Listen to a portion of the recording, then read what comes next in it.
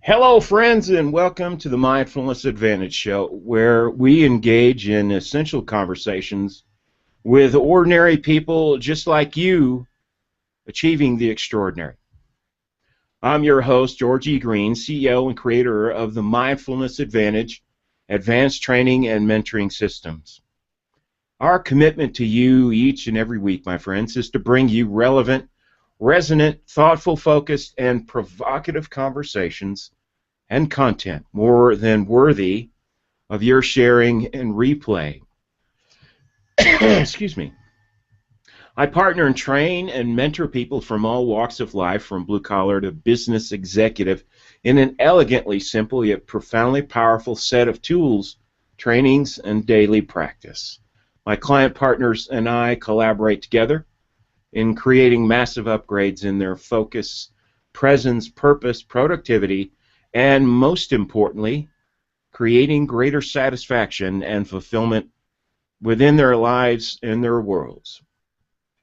If you desire and choose to imagine more, to imagine better, then join me and join our special featured guests right here every week on our new playground, the Mindfulness Advantage Show. This is your next and greatest adventure. Let's play. Today, my featured guest, Dr. Manny St. Victor, and I are inviting you to join us in a deep exploration into the science and art of building our higher performing minds and brains through the daily practice of mindfulness. As well, we'll be talking with Dr. Manny about his new vision and passion and endeavor to transform and upgrade medical practices and delivery, what Dr. Manny calls Medicine 3.0. We'll be bringing Dr. Manny on in just a moment, right after our opening segment, First Words.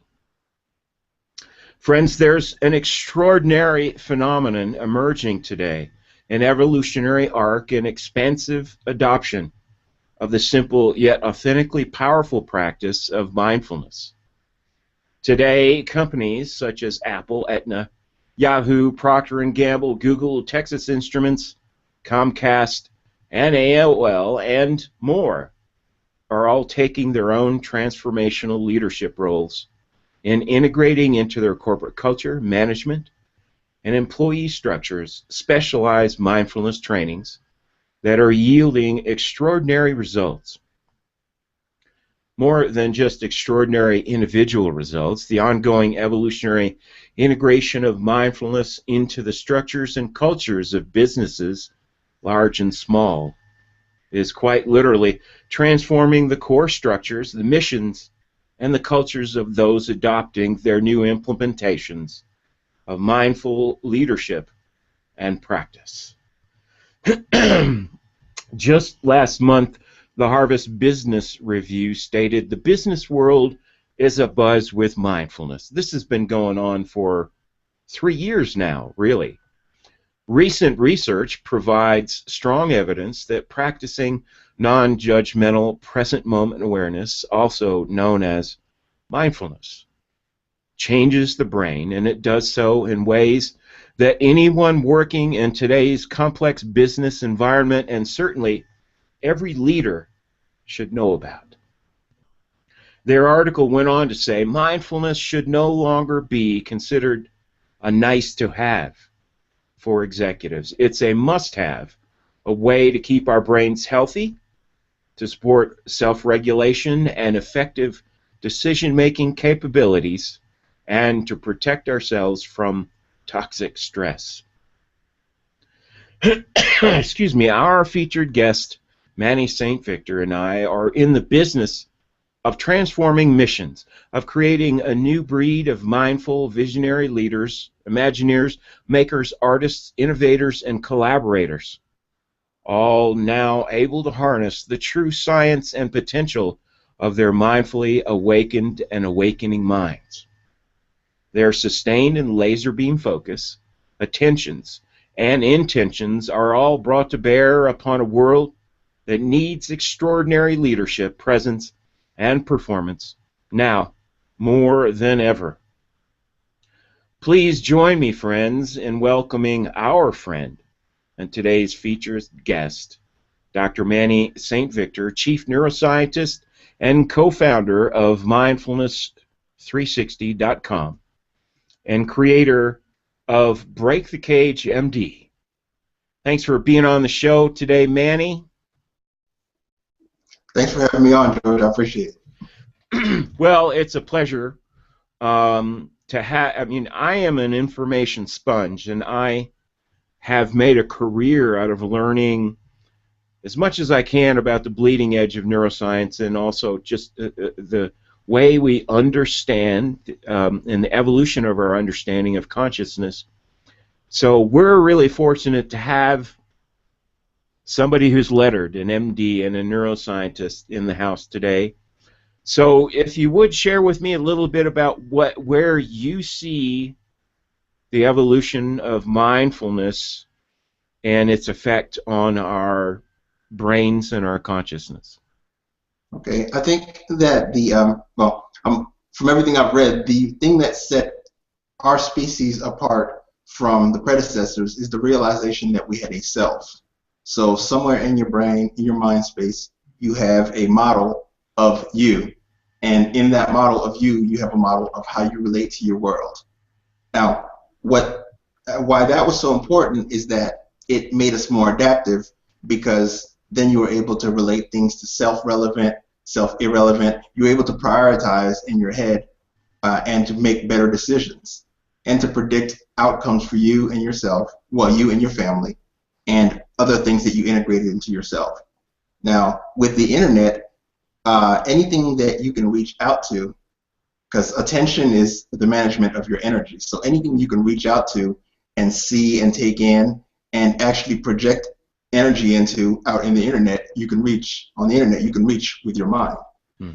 But that takes intentional behavior, it takes awareness, it takes mindfulness, and it also takes the ability to filter out the toxins and the people, the stressors, the statistical irregularities that will drain your energy and make you sort of a bottom-up, environmentally dependent machine. And what you're talking about here is discernment, a mindful discernment, where we're elevating our conscious awareness to a greater percentage relative to our somnambulant state. I kind of freaked out when I heard this metric from those they people. Scientists determined that on average most of us are only fully present, aware, and on purpose 3 to 7% of our waking lives. The rest of the time we're pretty much on autopilot. We're phoning in our day. And a great example of that is who here has not driven to work and kind of woke up behind the wheel and couldn't remember the last 5 intersections, and somehow you navigated that in near full unconsciousness. So mindfulness is a powerful tool and catalyst for us, one, just to wake up and really dig deep down into the innate intelligence and high performance that we're wired, designed for. Yeah. Further, the driving example is sort of an innocuous one, but the vast majority of people spend their relationship time in autopilot, where you're talking to someone and you're not even really hearing what they're saying to you because you're projecting your models of their past behavior, their past impressions, their past reactions onto them. Or you're projecting your parental models of relationships onto them. You know, you'll be having an argument with someone about something they didn't even trigger because, well, my parents had arguments about bills or about finance or about raising kids, and you find yourself, when you hit that trigger point, you go into autopilot and you want the script. And they call it projective identification, where you push the person's buttons until they give you the feedback that you need in that context. And that's all autopilot behavior, maladaptive, non-goal directed behavior as well. I'm taking notes here. Projective identification. This is, you know, I love that because there's so many patterns that I'm aware of through my own learning process and then training people for 10 years in the mindfulness practice that I have. And so having a scientific name like projective identification. The reality is we're wired for familiarity. We're wired to receive and replicate the same experiences, the same neurochemical feedback that we get through our conflicts and our unconscious fight or flight. And as Manny said, we'll just keep pushing the button until we get the payout, and often the payout is not exactly our highest outcome. So, Most familiar. and we're wired for familiarity. So any model of success we have, any model of visionary leadership or somebody who's been a trailblazer is a great example of someone who has made a career training themselves how to, one, be aware of the ingrained patterns that they have, and specifically the pattern or the unconscious belief that says, well, there's a certain limit involved here. I could never achieve what Joe or Joan has achieved. Though those people and a lot of us are in the business of crushing barriers and perceptions of limit, and that is a skill set that's integral to great success, and again, trailblazers, great leaders, and maestros and masters. Keep going. Yeah. I'm open for whatever. You know how I do.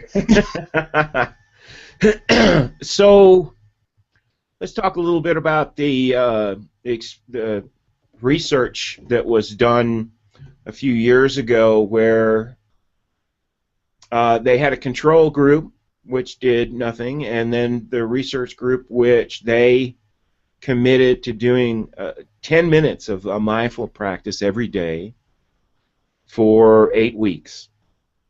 And what was the extraordinary finding was, and these were all people who were professionals, they were what I affectionately term stress monkeys, who had acclimated to an extraordinary level of stress, and finally we just figure that's the way we are in the world is, and there's nothing normal about it. But so these practitioners, after 8 weeks, they did before and after imaging of 2 areas of the brain. One is the hippocampus, which is one of the seats of our emotional brain, or our limbic system, and the amygdala, which is associated with fight or flight, more associated with fight or flight.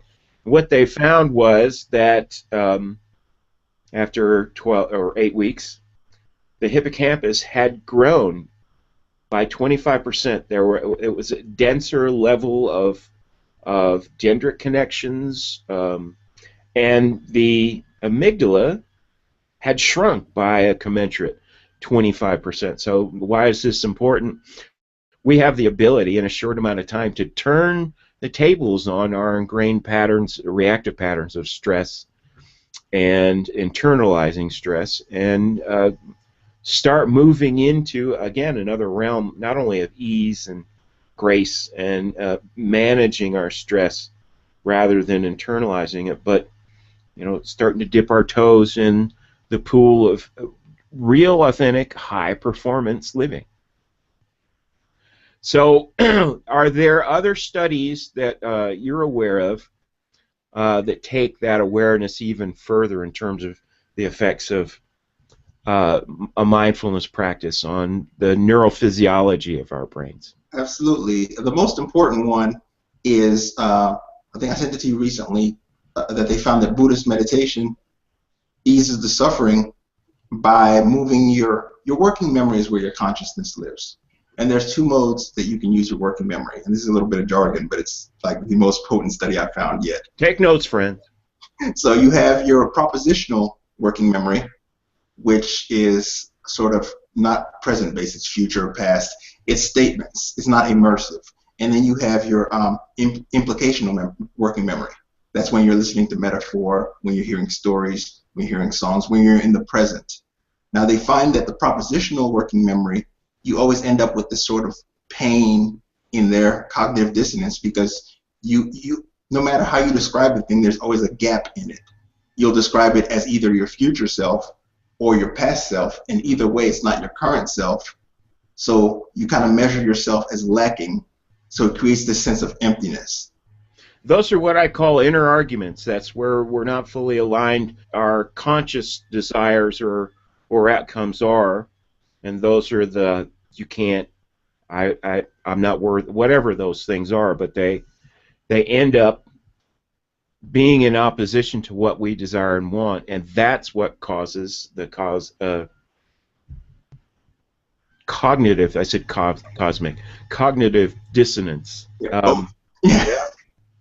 Yeah, because what happens is that when you're using that implicational working memory, you're making meaning, and your whole brain works on meaning. Anytime you don't have meaning for something, you create sort of this empty space. Now, I haven't found this explicitly in the study, but what I inferred from that is when your amygdala goes into firing mode, even a low-level firing, what you can have is that the emotions are encoded into that memory. So when your amygdala starts firing higher, it takes your hippocampus offline. When your hippocampus is offline, you're not creating semantic memories, which are pieces of useful meaning memory, nor are you creating your episodic memory, which is your life story, your chapters. So you're writing somatic body memories, so you'll feel the thing, but you're not able to bring it into meaning. It's like a lot of patients with post-traumatic stress disorder or people who have had ritual abuse with dissociative identity disorder. They don't have a story with something, but the memory comes to mind, and it's not tagged as past. They overlay the memory, it's somatic part of the memory, right into the current experience. They freak out, they're having the heartbeat, and all the other stuff. So when you become mindful, you're able to say to yourself, I'm not fat, I'm not an illness, I'm not stupid, I am not my work, I am not my income. And from there, you're able to define what you are as the identity of choice and create meaning that's not objectified, that's not forced on you by the cultural scripts. It's really hugely important. I mean, we're really mapping a path of awareness, but also a path of conscious mindful action. And that's the playground I believe we both play on in walking people into that awareness so that they can begin to repeat and associate themselves into a new reality, what I call reclaiming our authority and our authorship of our story, as you call it. Yeah. Rather than, if we slide back into that 97% somnambulance, we're subjected to, driven by, and controlled by the resurrection repeat cycle of the somatic trauma rather than creating new and greater meaning in our lives and the lives of the people we're with. And that really goes to how mindfulness transforms relationships. Yeah. It introduces intimacy because that sense of meaning is where you resonate with someone. So there are waves that happen in your brain when you're cooperating with someone, when you're collaborating, and this brings up the mirror neuron conversation we were having. When you have someone that you have an affinity for, the more affinity you have, the more intention to affiliate, the more their motions are mapped in your self-relevant memory and mapped to your, if I see someone dancing that I like, my body parts associated with the dancing they do the premotor firing to be ready to imitate the dance. Whereas if I dislike the person, you see inhibition in those parts because, if they're happy, I go to angry or unhappy. You unmirror them just about. And it goes back to this tenet: neurons that fire together wire together. And in mindfulness, one of the tenets, one of the pillars beyond just using curiosity, and involves using curiosity, is whatever our mind rests upon with any regularity becomes the dominant perception of reality, what's real, what's possible, and what our stories are. We're in an extraordinary time where I really believe we are being called out individually and as a culture and species to overcome our unconscious limitations and our knee-jerk reactions And as I said in the open, our world, our culture, our country, our planet requires our awakening and taking awakened mindful action. And we really, I believe we don't have any choice in the matter, because if we allow ourselves just to go on via status quo, it's going to get more and more uncomfortable and ultimately pretty dangerous for ourselves and our children. So, as I like to say, wakey, wakey. Exactly. So mirror neurons, it's really important. And you know, in the professional world, we have a lot. You know, there's a whole industry, expert industry, and people who represent um, a wealth of experience and understanding in specific niche fields. And we look to those people, but also in our culture, we're in a culture, as much as we're in a culture of entropy, there is an expansion and extropy, and that has to do with the authentic culture of the hero and the hero's journey. And that has everything to do with a journey, a process where we awaken to ourselves, we are tested, we walk through what I like to call the valley of our personal shadow, and we come through the other side triumphant and new and renewed, somewhat phoenix-like. And in that culture of heroes, we have people who model success, who model excellence, and those of us who aspire to greatness, the ones that get there sooner with less effort and greater ease, are the ones that really apply themselves to not only learning from these great models, but just immersing ourselves in the culture and the consciousness of extraordinary accomplishment, extraordinary visions fulfilled. So let's circle around to your vision now, and let's talk a little bit about your vision and what you have that you're building and nearly ready to launch, as far as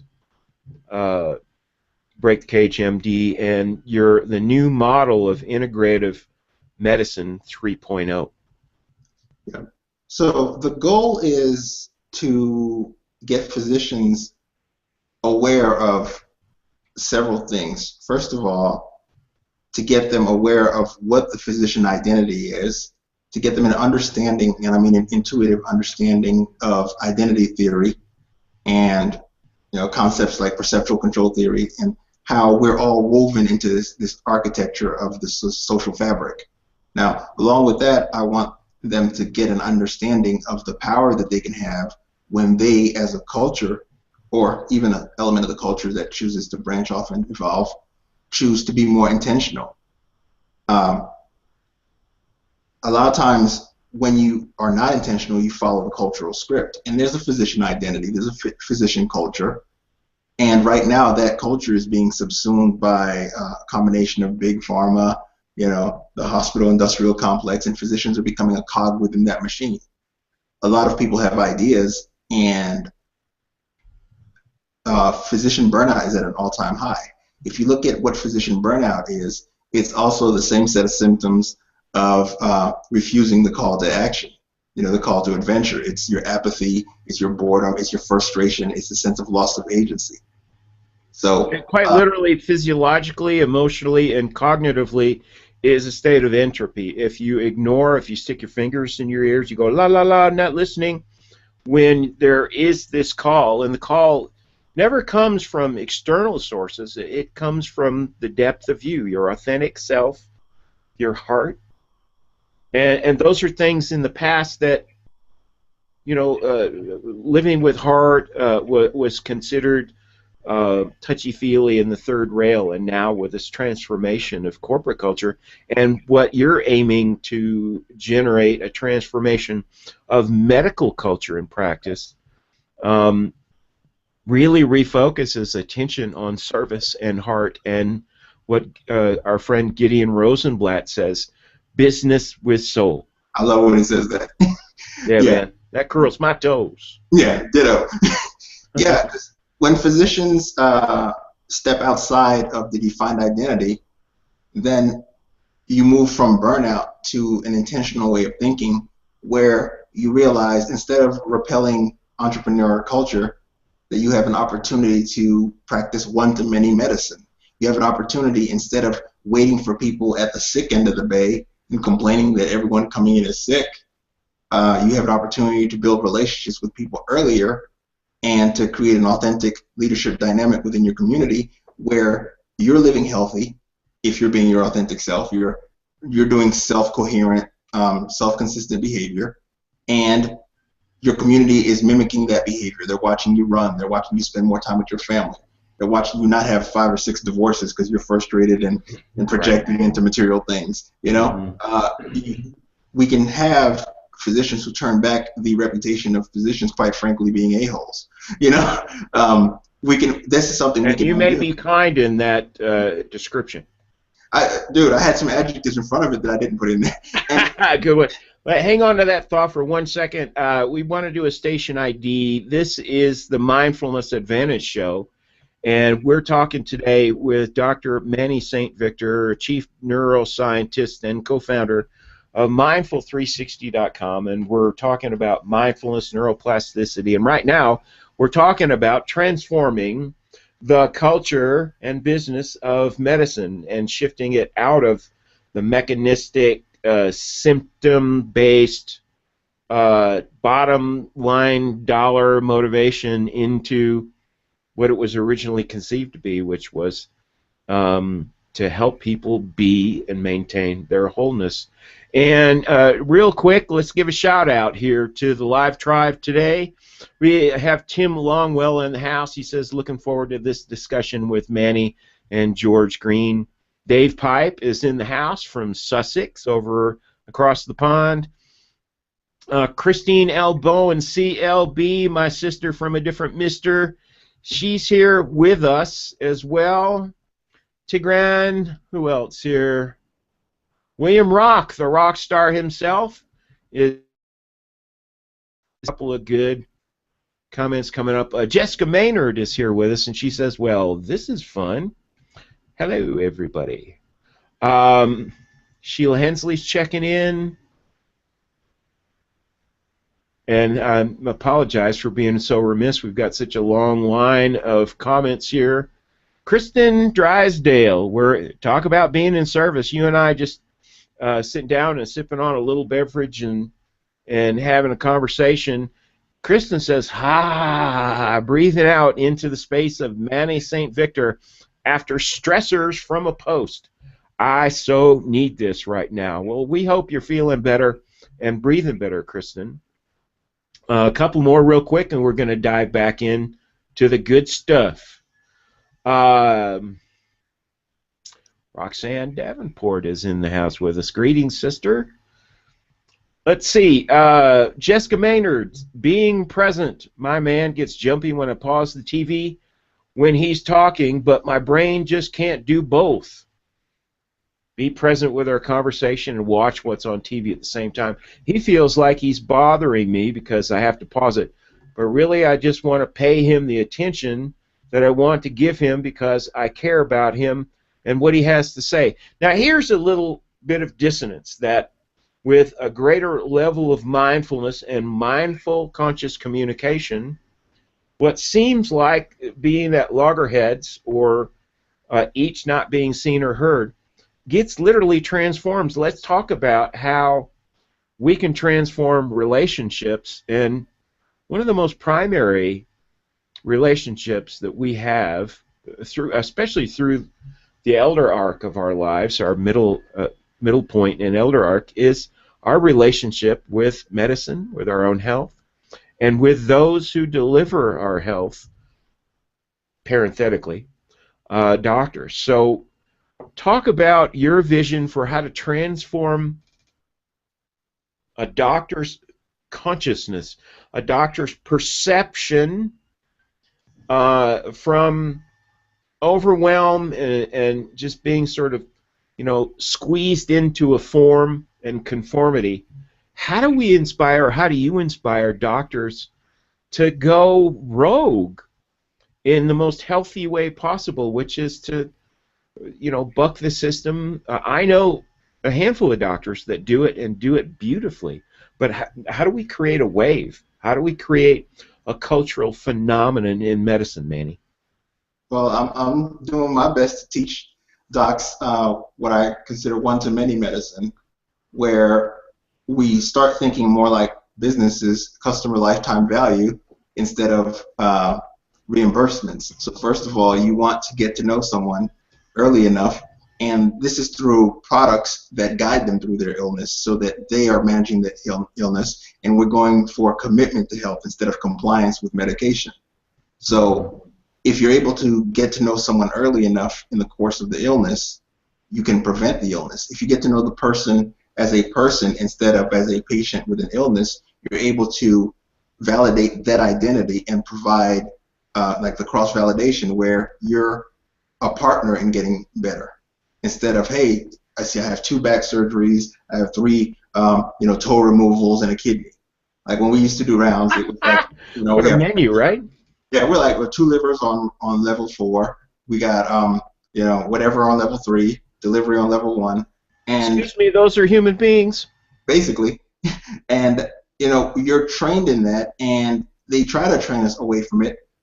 But when you're exhausted and when you're doing 10 minutes a patient, and I remember they used to page me when initially I was training in emergency medicine and trauma, and they were saying I was spending too much time talking to the patients, and maybe I'd be better at psychiatry. So I was like, well, they're human, really. The most interesting part to me was the story that the person had to tell and how they got there. And so if we started thinking more in terms of the narratives that the people are bringing in and how we can empower them to shift that narrative, then we'd be more able to provide the motivation and volition to enact the behaviors that will make them healthier instead of just lobbing pills into the ethos, Mm-hmm. Well, it's interesting, the whole phenomenon of what's called psychopharmacology.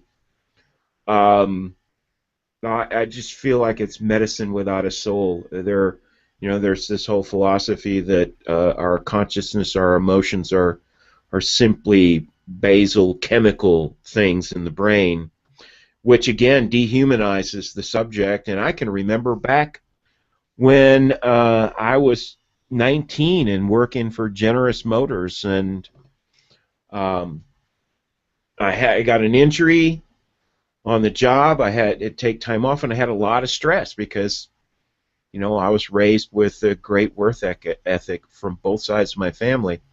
And actually, they required me, the business, General Motors, required me to see an MD and also see, a psychiatrist, because I really talked about how stressful it was having to come back injured, because that's, again, that was a kind of a business without a soul. And when my first visit with a psychiatrist, this was in the 70s, friends. I'm dating myself. He asked me all the standard questions about family dynamics and father and mother and this and that, and then he got out his prescription pad and started writing scripts. And I'm like, what are you writing scripts? What is the medications? And he said, well, I'm going to prescribe Quaaludes to help you sleep, and Valium. And my mother was a nurse, so I knew medicine. I was like, what potency? And he was like, 10 milligram. And he looked at me like, are you crazy? And this was really, the origins of what has developed, where rather than seeking solutions to the origin of the challenge, medical or emotional, he was just ready to throw medicine at me. And Quaaludes were like horse tranquilizers. Being on that and the other daytime meds, I just would have been a ghost. So I told him I didn't want any of his drugs, and he was like, okay. very surprised. So, we need, in order to drive the outcomes and the results that you're envisioning, we need to generate demand also for this kind of service, yes? The demand is there. The demand is there, and we're in the midst of a value migration in the culture. Okay, so if people who choose to continue to treat on the low end, which is the part of the population that chooses to work on autopilot, instead of wanting to have a partnership with someone and try harder to say, get off medications, face the pain. And this is not to say that people shouldn't get medications, but it shouldn't be the rest of your life on this med should not be the end goal. We should be working across the disciplines. We should be working with hypnotists. We should be working with masseuses. We should be working with exercise physiologists. We should be working with sleep therapists, nutritionists. All these things decrease inflammation. We should be working with corporations so that their environment doesn't trigger allostasis. Like you're sitting at work for 8 hours a day. It takes you 2 days to get rid of the inflammation cascade if you were exercising on those 2 days, and we don't. It's not the lack of exercise that's making us sick. It's the inflammation and cascade of poison that's happening when we're sitting down, right? Which is not what we were built for. And that's the great phenomenon of the standing desk, which I need to upgrade my desk. I've kind of got this Rube Goldberg thing going on in my head. I'm always devising some way to make things better, so I want to figure out a way to raise and lower it, maybe mechanized or otherwise, so that I can get my stand on. And the reality is, I'm a solopreneur, and an empire of one. I wear all the hats, and left to my own devices, I'll sit at this desk and work for 13 or 14 hours some days. So if I do that, I'm not going to last very long, and I'm not going to really enjoy or have pleasure in my life the way that I can and the way we're designed. So I make myself get up and get my walk on. Some days I'm real good at it, and I'll work for 50 minutes and get 10 minutes on. And then I take a long walk, usually, unless it's blizzard time here in Boulder. I get a 1 or 2 mile walk in the afternoon. Sometimes I go up to 4. But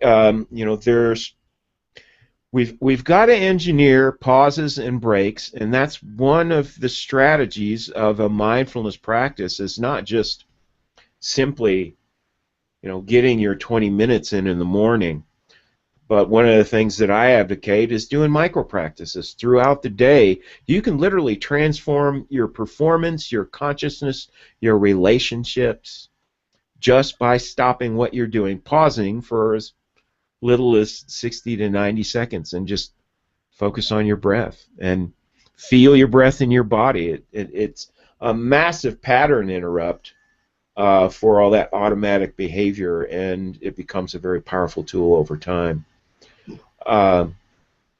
So I'm going to invite you, Manny. One, thank you so much. It seems like 45 minutes. We're barely dipping our pinky toe in the pool, so I definitely want to bring you back in for an extended conversation again sometime in the near future, because this is a really critically important issue about transforming our relationships, first and foremost, with ourselves. That's one of the things that mindfulness does, is it gets us out of reactive mode and gets us back into the most essential conversation and relationship we have, which is the one with ourselves and with our hearts.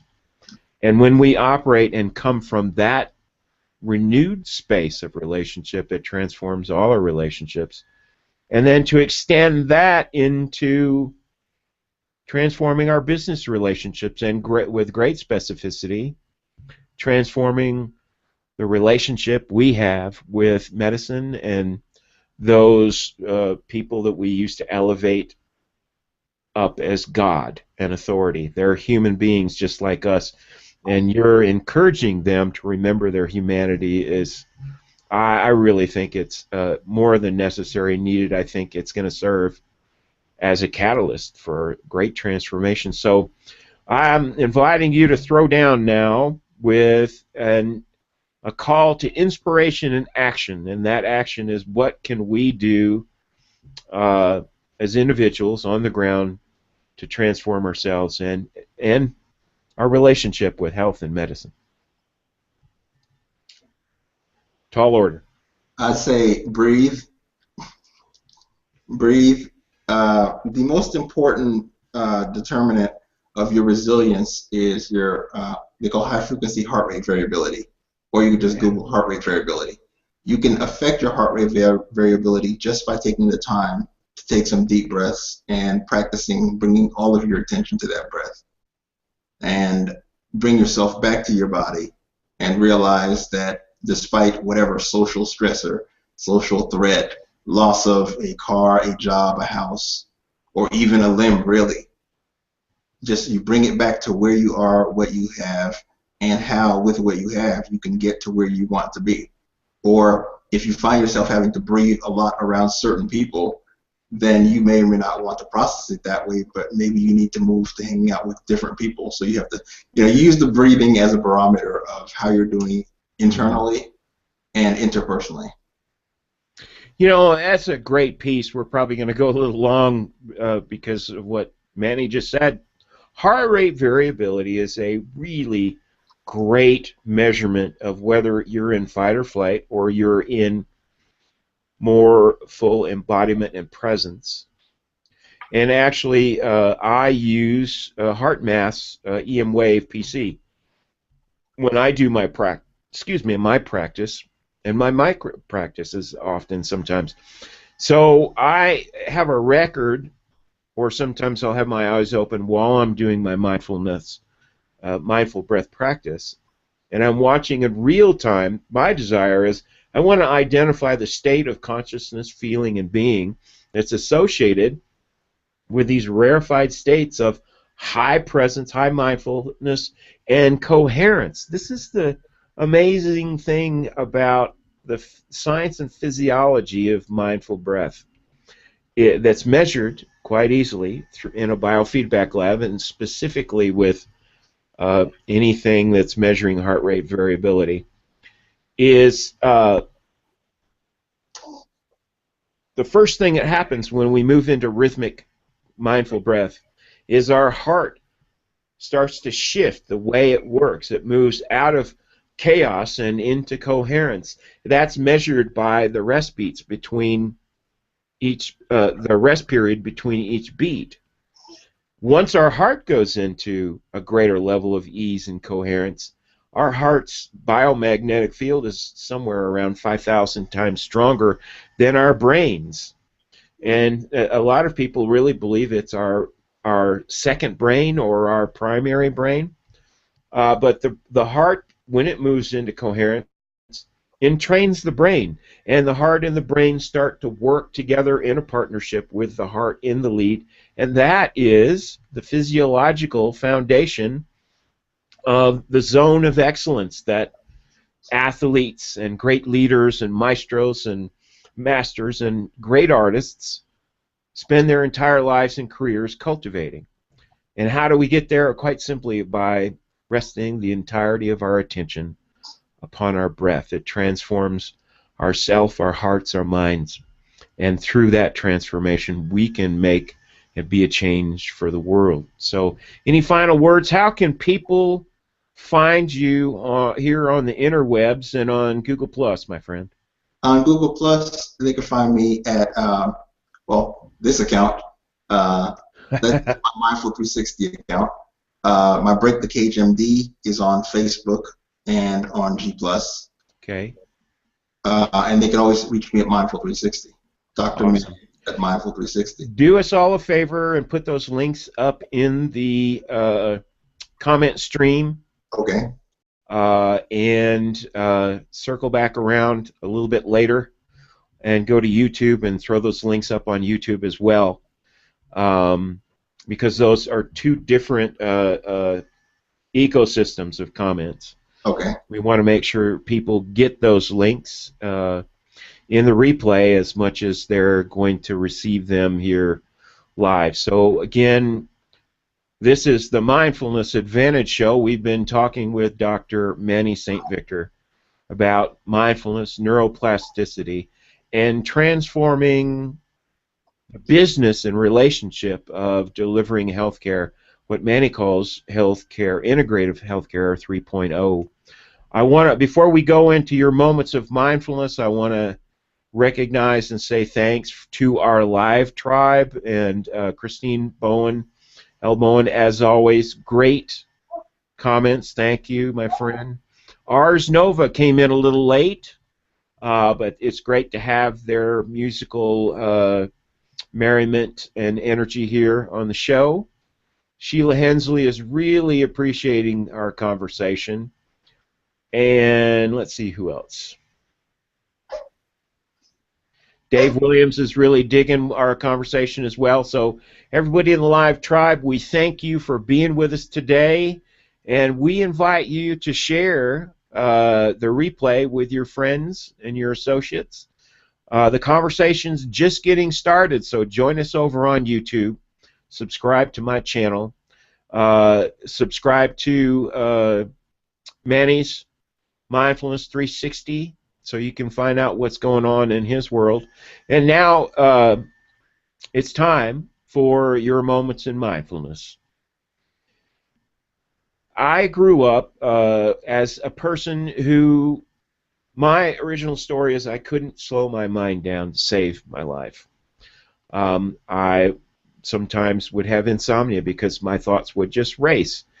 It was only after I fell in love with a gal who was such a fan of mindfulness and meditation that she was a regular Vipassana practitioner. And for those of you that don't know about Vipassana, it's sort of like sitting meditation boot camp. You go on a retreat, and my beloved Durba would sit for 8 hours at a time. And it was a silent retreat, a deep immersion. That inspired me to just try sitting with her, being still. And I was afraid my monkey mind was so loud that people could hear it outside of my own head. So I literally, through various technologies, pursued ways to slow my mind down, ways to get back into my body. And ultimately, what I found worked and served me the best was mindfulness, and quite simply using breath as a way to slow the organism down. And what most of us aren't aware of is that our brainwave state and our level of consciousness is regulated by our breath rate.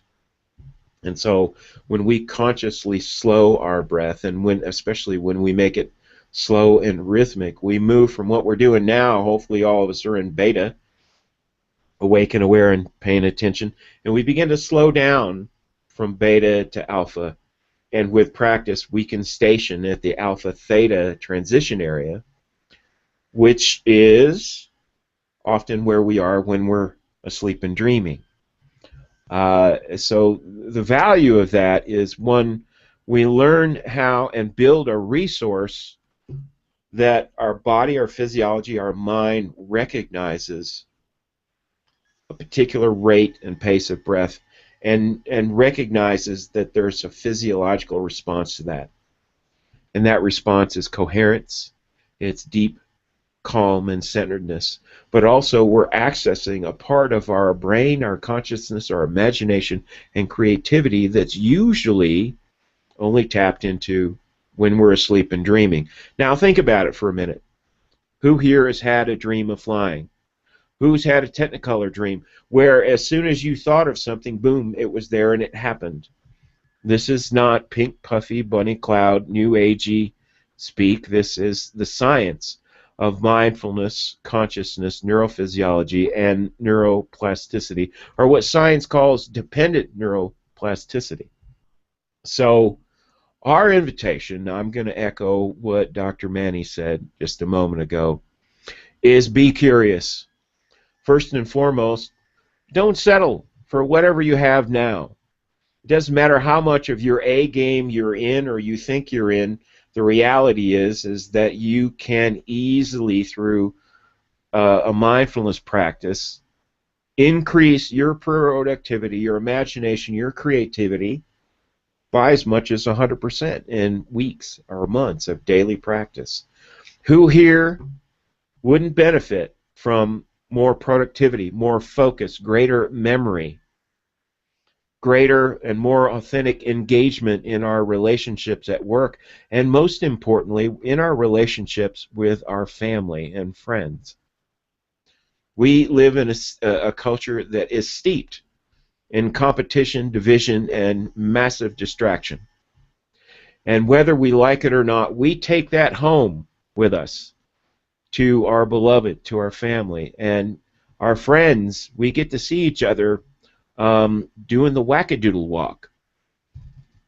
So my invitation to inspiration and action is develop a sense of divine discontent. Don't settle.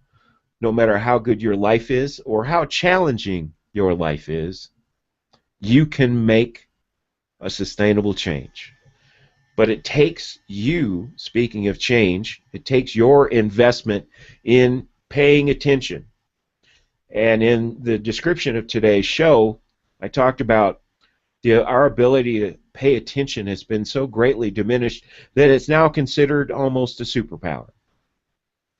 So again, my thanks to Dr. Manny, and I look forward to bringing you back on the show, Manny, very soon. And one last invitation, all of you friends who've been invited to this live show will be invited in the next hour to a free class on mindfulness and neuroplasticity. So look for that invitation. I'm going to throw the link up. It's a free video, 30 minutes. And may it inspire you to be curious, to rely on your curiosity and your desire to imagine more, imagine better, and then receive it. So thanks to everybody, the Live Tribe and Replay City. And this is the Mindfulness Advantage Show. I'm your host, George E. Green. We'll see you next time.